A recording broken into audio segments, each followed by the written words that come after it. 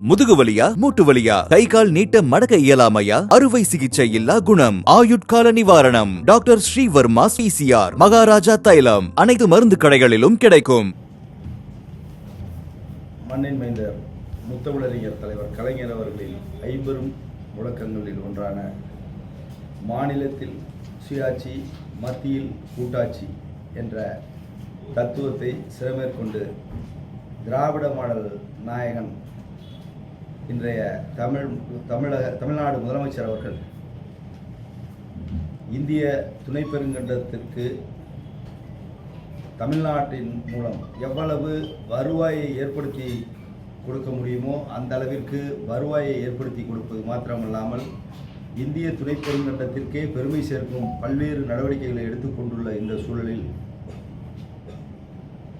வேற்றுமையில் ஒற்றுமை என்பதே இந்தியாவின் சிறப்பம்சம். 30 கோடி முகமுடையாள் என்று அன்றைய மக்கள் தொகையை கணக்கில் கொண்டும் அன்று பேசப்பட்ட வழக்கு மொழிகளை குறித்து செப்பு மொழி 18 எனில் சிந்தனை ஒன்றுடையாள் என்ற சிறப்புமிக்க இந்திய துணை பெருங்கண்டத்தை பிளவுபடுத்த வேண்டும், மத வாரியாக மொழி வாரியாக இன வாரியாக பிளவுபடுத்த வேண்டும் என்ற ஒற்றை நோக்கத்தோடு அந்த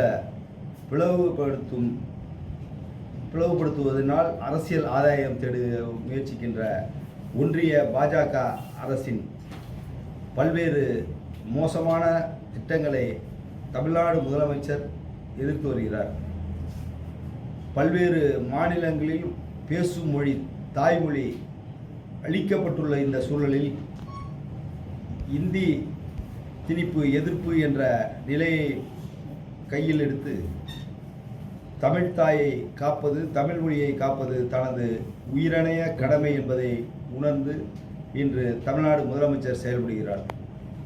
அதை கண்டு அச்சம் கொண்ட ஒன்றிய பாஜக அரசு தனது பாசிச ஆட்சிக்கு தமிழ்நாட்டில் கிளம்பும் எதிர்ப்பை முறியடிக்க இன்று புதிய ஒரு துருவிடுத்த ஒரு ஆயுதத்தை மீண்டும் எடுத்துள்ளது. அதாவது இந்த தமிழ்நாட்டில் தொகுதி மறுசீரமைப்பு என்ற ஒரு பழைய துருப்பிடித்த ஆயுதத்தை எடுத்து இன்று தமிழ்நாட்டை வஞ்சிக்க துடிக்கிறது. 1971 மக்கள் தொகை கணக்கெடுப்பின் அடிப்படையில் பார்த்தால் அன்றைய 10 ஆண்டு சராசரி மக்கள் தொகை வளர்ச்சி விகிதம் தமிழ்நாட்டில் 23% என்றால் வட மாநிலங்களில் 24%, கிட்டத்தட்ட சம அளவில் இருந்த அந்த வளர்ச்சி என்பது தற்போது 1971 மக்கள் தொகை அடிப்படையில் இந்த தொகுதி மறுவரை செய்யப்பட்டு தொகுதி பிரிக்கப்பட்டதற்கு பின்பு ஒன்றிய அரசு அன்றைய சூழலில் மக்கள் தொகை கட்டுப்பாட்டை வலியுறுத்தி குடும்ப நல திட்டத்தை செயல்படுத்த வேண்டும் என்ற அக்கறையை சிறமேற்கொண்டு செயல்படுத்திய மாநிலம் தமிழ்நாடு உள்ளிட்ட தென் மாநிலங்கள்.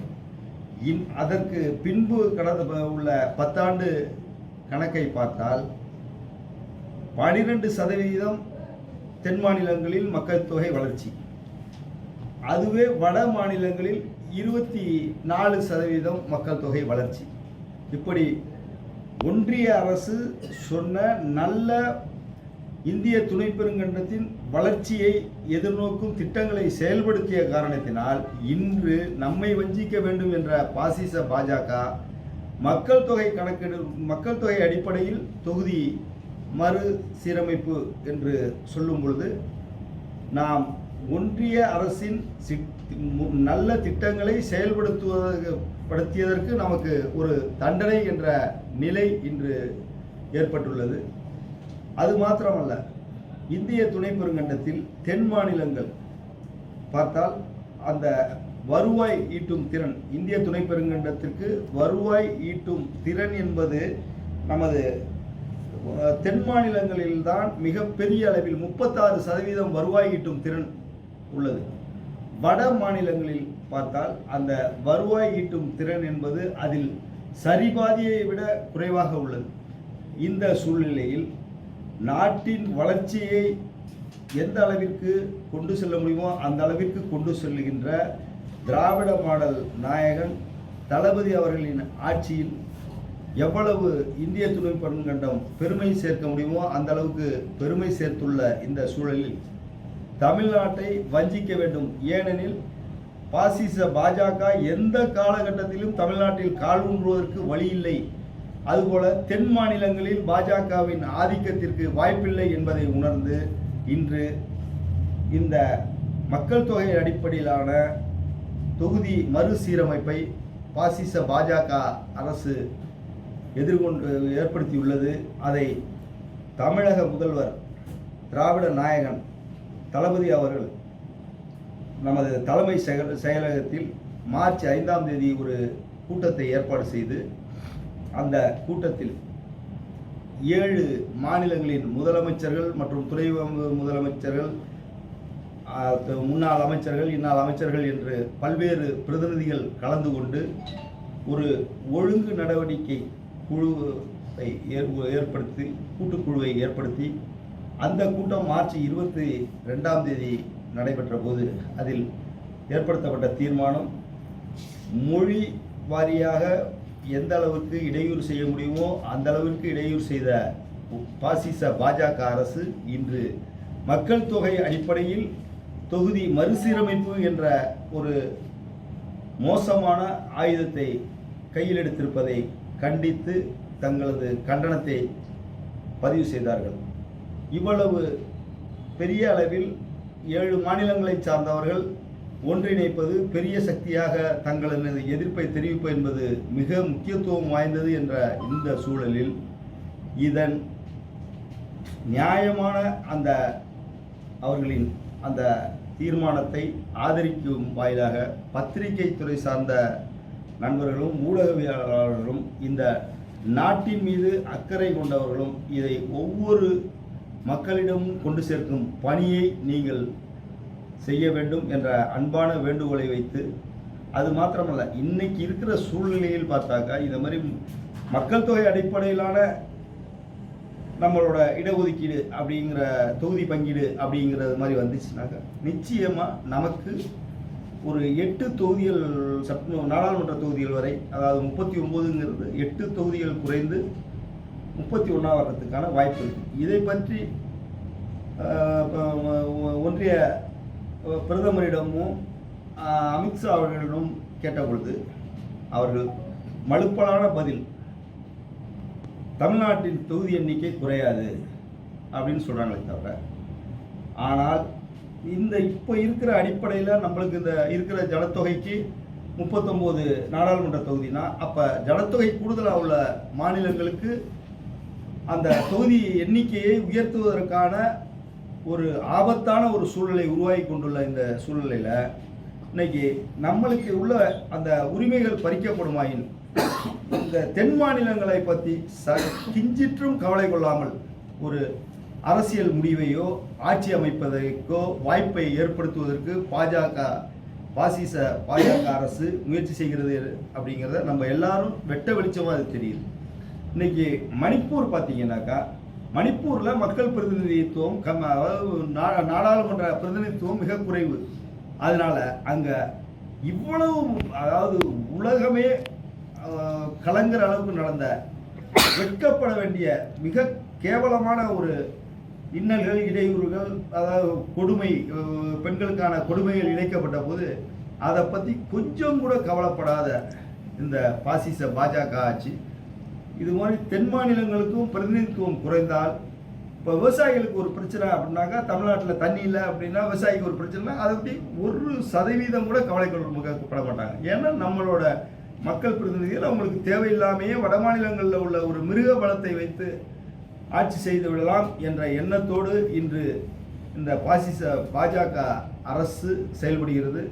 இதை மக்களிடம் கொண்டு சேர்க்கும் முயற்சியை ஒட்டுமொத்த இந்திய துணை பெருங்கண்டத்திற்கே வழிகாட்டியாக திராவிட மாடல் நாயகன் தளபதி அவர்கள் கையில் எடுத்துள்ளார்கள்.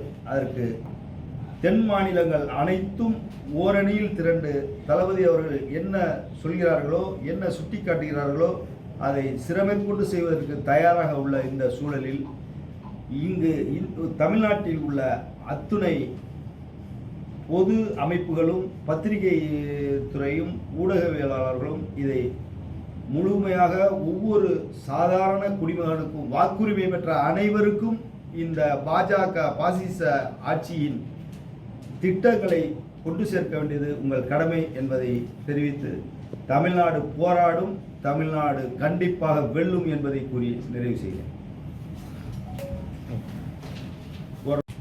திராவிட மாடல் நாயகன் தளபதி அவர்கள் அழைத்தது 63 பிரதிநிதிகளை, வருகை குறித்தது 58 பிரதிநிதிகள் வெளிமாநிலங்களில் இருந்து, அதாவது 7 மாநிலங்களில் இருந்து வந்து வருகை புரிந்தவர்கள் எண்ணிக்கை. இதை எதற்காக குறிப்பிடுகிறார்? எந்த அளவிற்கு தமிழ்நாட்டின் மீது, தமிழ்நாட்டின் முதலமைச்சரின் மீது தென் மாநிலங்களில் உள்ள முதலமைச்சர்கள், மக்கள் பிரதிநிதிகள் நம்பிக்கை வைத்துள்ளார்கள் என்பதற்கு இது ஒரு உதாரணம்.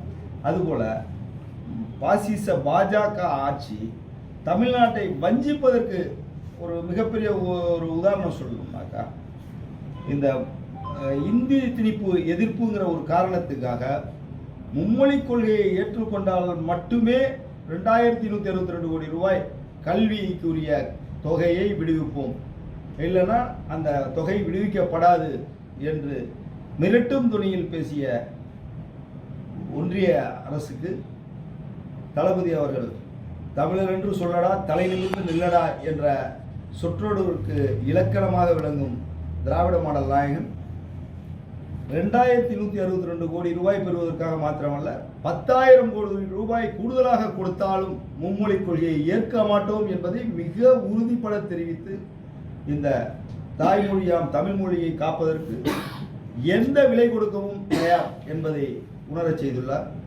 அதுபோல வஞ்சிக்க வேண்டும் அப்படிங்கிறதுக்காக, தமிழ்நாட்டை வஞ்சிக்க வேண்டும் அப்படிங்கிறதுனால யாரை பாதிப்புக்கு உள்ளாக்குறதுங்கிற ஒரு கிஞ்சிற்றும் கவலைப்படாத ஈவு இரக்கமற்ற பாசிச பாஜக ஏழை எளிய மக்களின் 100 நாள் வேலை திட்டத்திற்கு உரிய நிதியை வழங்காமல் சற்றேறக்குறைய 4 மாதமாக உழைத்த மக்களுக்கு, பாட்டாளி மக்களுக்கு ஊதியம் கிடைக்காமல் தவிக்கிறார்கள். அதாவது ஒரு குடும்பத்துக்கு 100 நாள் வேலை, ஒரு நாளைக்கு சராசரியாக 300 ரூபான்னு வச்சுக்கிட்டோம்னா 30,000 ரூபா ஒரு மாதத்துக்கு வருது. ஒரு குடும்பத்தில் 5 பேர் இருந்தாங்கன்னா யோசிச்சு பாருங்க, ஒரு குடும்பத்தில் 5 பேர் இருந்தாங்கன்னா 6,000 ரூபா ஒரு வருஷத்துக்கு. அப்போ ஒரு நபருக்கு பார்த்தீங்கன்னா வெறும் 500 ரூபா ஒரு மாதத்துக்கு வருது. அதுதான் அந்த பணத்தை வச்சு வறுமை கோட்டுக்கு கீழே உள்ளவங்க அதை கொண்டு சாப்பிட்ற அந்த பாமர வறிய மக்களை வஞ்சிக்கிற இந்த பாஜக பாசிச சக்தி பல ஆயிரம் கோடிகளை, பல லட்சம் கோடிகளை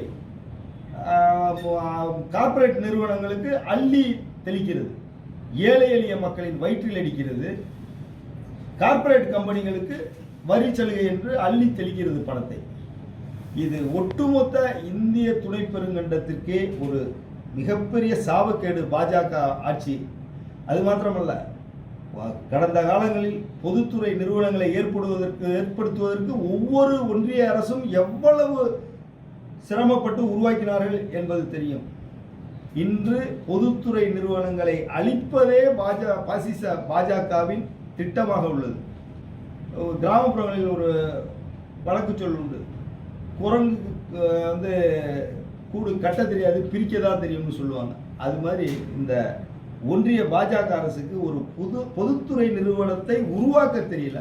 ஆனால் இருக்கிற பொதுத்துறை நிறுவனங்கள் எல்லாம் தனியார்ட்ட கொடுக்குற ஒரு மோசமான சூழ்நிலை. இதெல்லாம் தட்டி கேட்கிற திராவிட மாடல் நாயகன் தமிழ்நாடு முதலமைச்சர் அவர்களுக்கு அவர்களை எப்படி அவர்கள் மீது உள்ள காழ்ப்புணர்ச்சியை, கோபத்தை வெளிப்படுத்துவது என்று தெரியாமல் தான் ஏழை எளிய மக்களுக்கு உள்ள 100 நாள் சம்பளத்தை கொடுக்காம நிப்பாட்டி வச்சிருக்கிறது.